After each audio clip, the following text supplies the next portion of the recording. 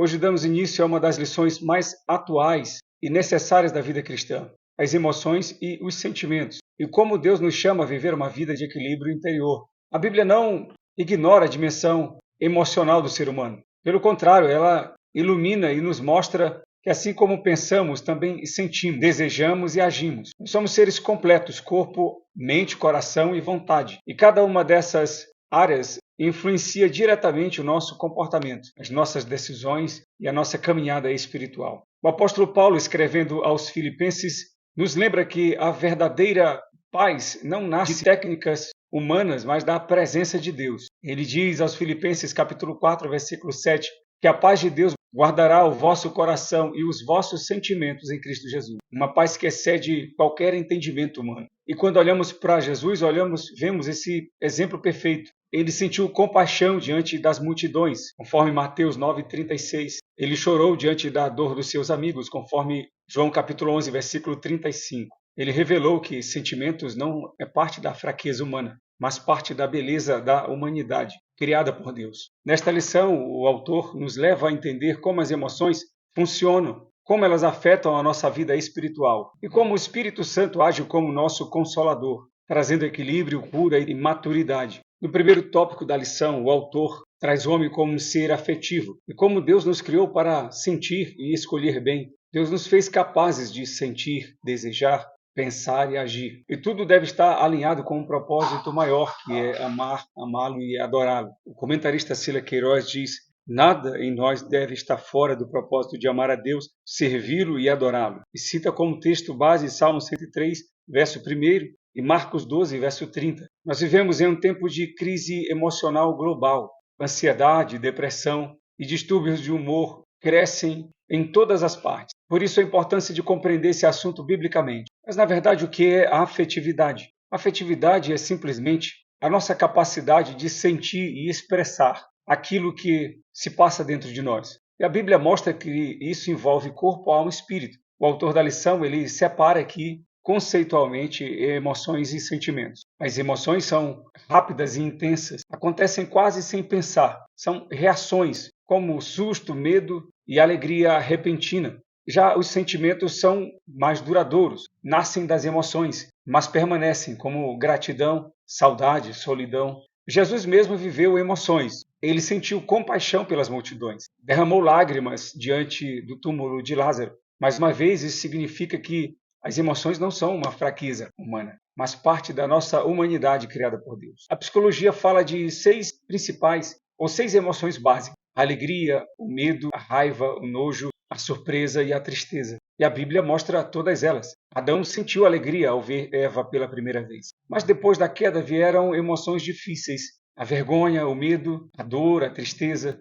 Caim demonstrou ira, deixou que uma emoção passageira se transformasse em um sentimento destrutivo. E isso mudou para sempre a sua vida. Essas histórias, elas nos mostram que as emoções mal administradas podem gerar grandes tragédias. Mas as emoções, quando guiadas pela palavra de Deus e pelo Espírito de Deus, podem gerar maturidade, experiências benéficas para a vida toda. Um dos maiores desafios para o cristão, e isso em todo o tempo, é manter o equilíbrio emocional e, como resultado, adquirir maturidade espiritual. E hoje isso é um desafio ainda maior. Em um mundo que pressiona, que acelera, que desgasta os relacionamentos, que desgasta as nossas emoções facilmente, que tentam tomar o controle das nossas atitudes. Mas a Bíblia nos chama a desenvolvermos o fruto do Espírito: amor, paz, mansidão, domínio próprio. Esses frutos não são produzidos simplesmente pela força humana, mas pela obra do Espírito Santo em nós. A interação feita entre o nosso relacionamento e o Espírito Santo, independente das circunstâncias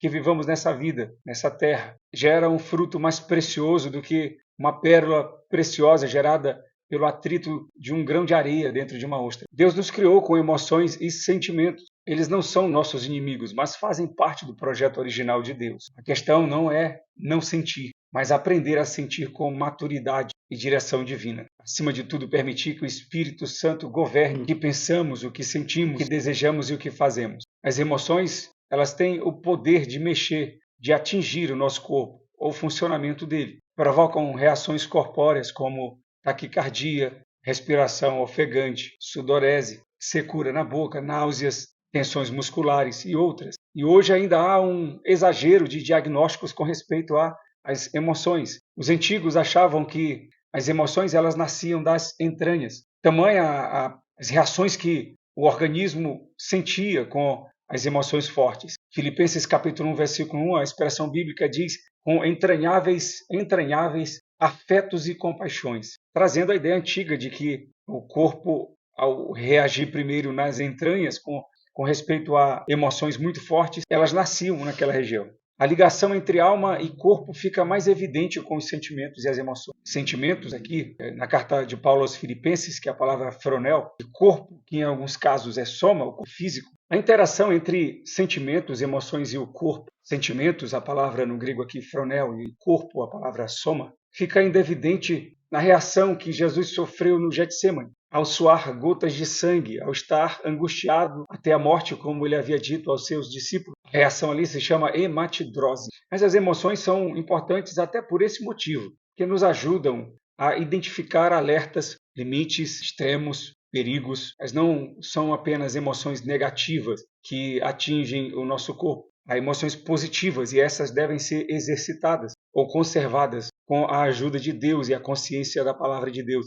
Paulo, escrevendo aos Filipenses, no capítulo 4, versículo 4, Paulo exorta a igreja de Filipos e recomenda a eles que alegrem-se. Filipenses capítulo 4, versículo 4. Regozijai-vos sempre no Senhor, outra vez vos digo, regozijai-vos. Em tempos de surtos, fobias, crises de ansiedade e depressão, devemos cultivar os bons sentimentos. O ser humano por si só é necessitado de responsividade afetiva.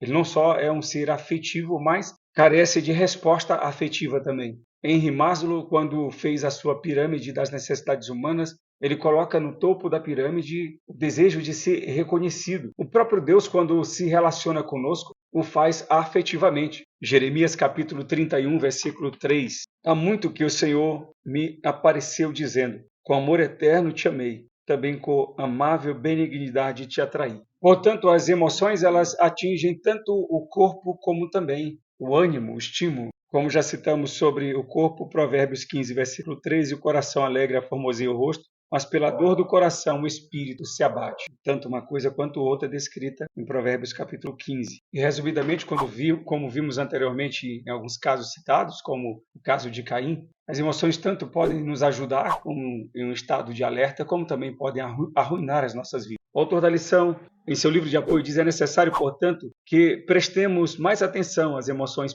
pelo tanto que somos influenciados por elas. Vimos que depois do pecado, o primeiro casal, passou a viver emoções e sentimentos negativos, como vergonha e medo. E o problema é que quando as emoções vêm carregadas de negatividade ou de interpretações erradas e sentimentos ruins, elas podem provocar danos irreversíveis, deixando transparecer no corpo, na face, como Gênesis capítulo 4 e versículo 5 fala sobre o semblante descaído de Caim, como também nas suas reações fisiológicas, como a culpa, o medo, a dor. O que não podemos deixar, e o que fica aqui de lição, é que as emoções controlem a nossa vida e que a interpretação errada delas faça com que nasçam sentimentos danosos que vão corroendo a nossa conduta, os relacionamentos e os nossos pensamentos daí em diante, de como a culpa e o medo podem nos levar ao ódio e ao ressentimento, ou até à perda da fé. Novamente, emoção não é pecado, mas o que fazemos com elas ou com ela é responsabilidade nossa.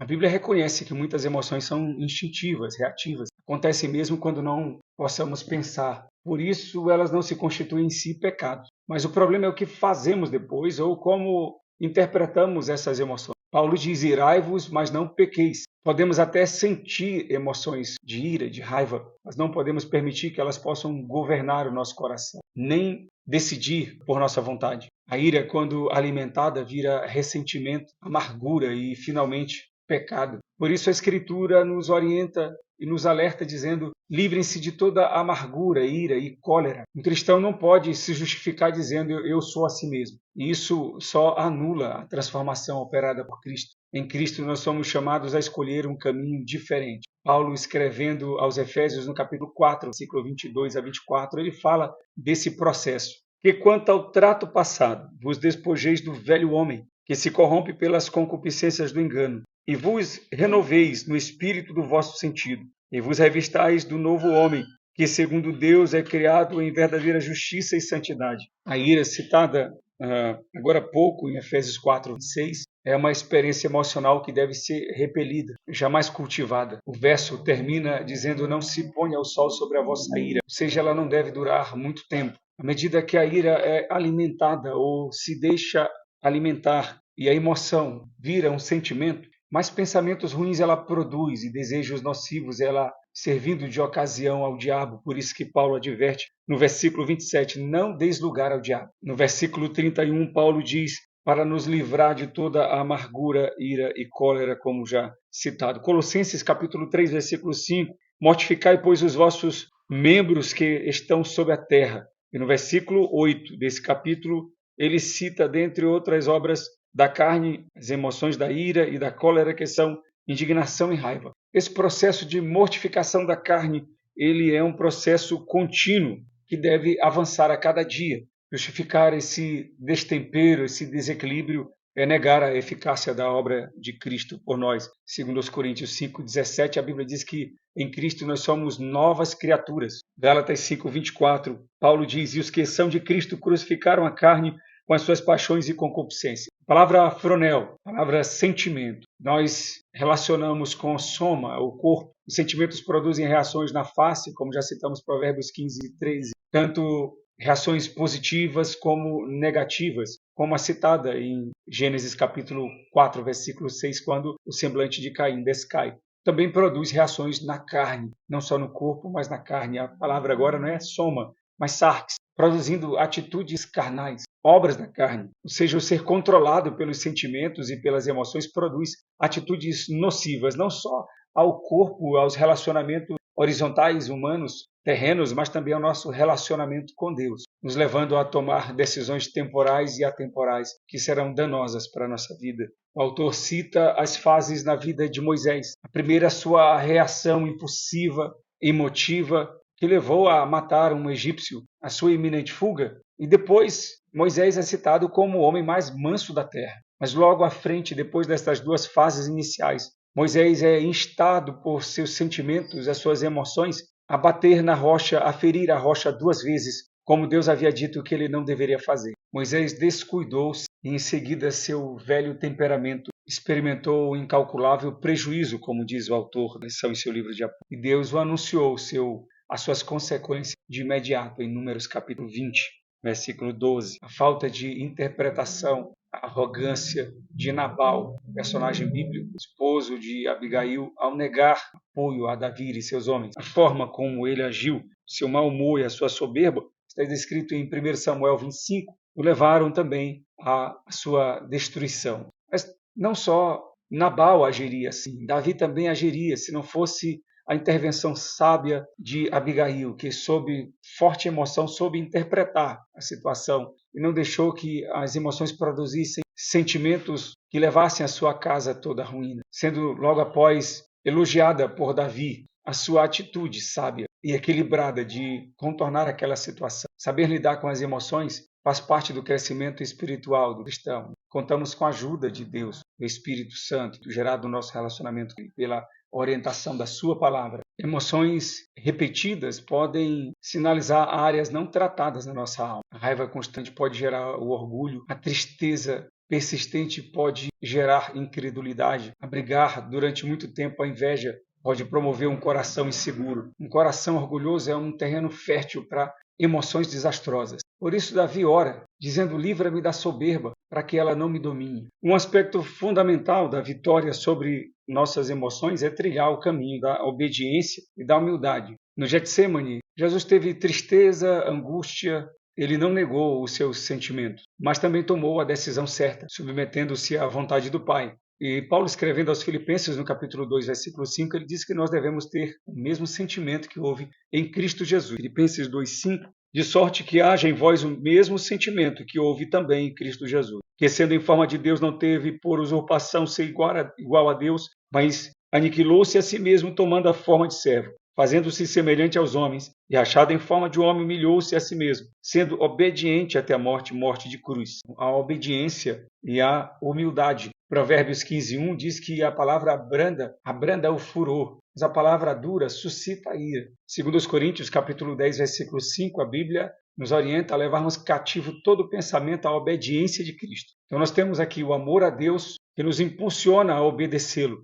Em segundo, a glória de Deus, ou a glória a Deus que nos impulsiona a sermos humildes. Em terceiro lugar, a comunhão com Deus através da oração que nos ajudará a interpretar corretamente as situações. Jeremias 33:3, a Bíblia diz: clama-me e responder-te-ei, anunciar-te-ei coisas grandes e firmes que não sabes. Então, em muitas situações, a interpretação correta que sentimos através do que ouvimos, ou do que vimos, ou do que sofremos, vem através da oração, da comunhão com Deus. Então, obediência a Deus, humildade e comunhão com Deus através da oração. Em Deus, em Cristo, nós não somos escravos das nossas emoções e não vivemos guiados pelos nossos sentimentos. Mas também não vamos acreditar nas palavras dos coachings, daqueles que acham que apenas a razão humana é capaz de dominar e controlar os sentimentos. Precisamos ir pela palavra de Deus, confiando em Deus e dependendo do seu Espírito, nos sujeitando a Ele. E só assim vivermos de forma obediente, humilde, ou seja, dependendo de Deus e buscando as respostas corretas em oração e pela palavra de Deus. Até agora, todos os métodos humanos, e pela palavra de Deus entendemos que nenhum dos métodos humanos são definitivos, todos são paliativos,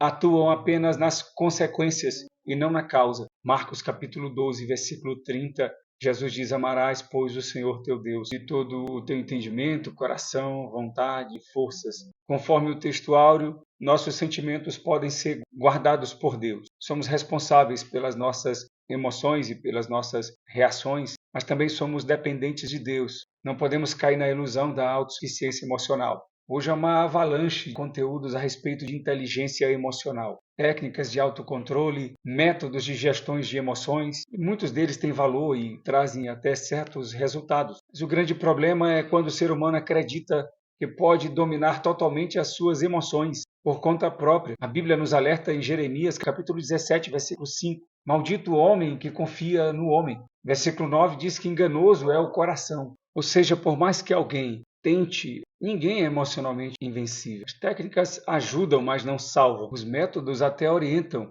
mas não podem transformar o coração. A verdadeira estabilidade emocional nunca virá apenas do esforço humano. Ela vem de Deus. O caminho bíblico para ter os sentimentos protegidos é o que Paulo ensina em Filipenses 4:7, que os nossos sentimentos são guardados por Deus através da paz de Cristo que excede todo entendimento. Mas como já dissemos, essa paz tem um caminho. Obediência, humildade e comunhão com Deus. É vivermos segundo a vontade de Deus, confiando mais no seu governo do que no das emoções. Filipenses capítulo 2 nos chama a imitar a Cristo, que se humilhou, que se esvaziou e viveu uma vida de total entrega ao Pai. Paulo diz: apresentem tudo a Deus. Não guardem ansiedade, não acumulem tensão. Nós não negamos a eficácia dos métodos humanos, mas apenas no seu contexto imediatista, de atuar nas consequências algumas vezes, mas não tem poder de transformar o homem. Nenhum método humano pode oferecer paz duradoura, nenhuma técnica emocional consegue tocar o ponto mais profundo da alma. Mas Deus pode. É a paz sobrenatural. É a paz que não depende das circunstâncias. E uma paz que não pode ser explicada. E é exatamente por isso que ela pode proteger o coração e as nossas emoções. Quando nós nos rendemos a Cristo, a nossa alma não apenas encontra equilíbrio, ela é guardada, sustentada e fortalecida pelo próprio Deus. Para encerrarmos essa nossa lição, nós precisamos reconhecer uma verdade essencial. Não conseguimos com força própria dominar as nossas emoções e os nossos sentimentos. A Bíblia deixa claro que o coração humano é limitado, é frágil, facilmente abalado. E é por isso que Deus nos convoca, Deus nos chama a viver em humildade e fé, permitindo que o Espírito Santo assuma o controle da nossa vida interior. Quando andamos no Espírito, como diz Gálatas capítulo 5, versículo 22, ele produz em nós um fruto que equilibra, que organiza e que transforma. Amor, paz, mansidão, domínio próprio. Uma prova de que o verdadeiro equilíbrio emocional não é uma conquista solitária do homem. É uma obra divina no homem, realizada dentro de nós quando nós nos rendemos completamente ao governo de Deus. Que a paz de Deus, que excede todo entendimento, continue guardando os seus sentimentos, o seu coração e sua mente em Cristo Jesus. Tenha uma boa aula e que Deus o abençoe.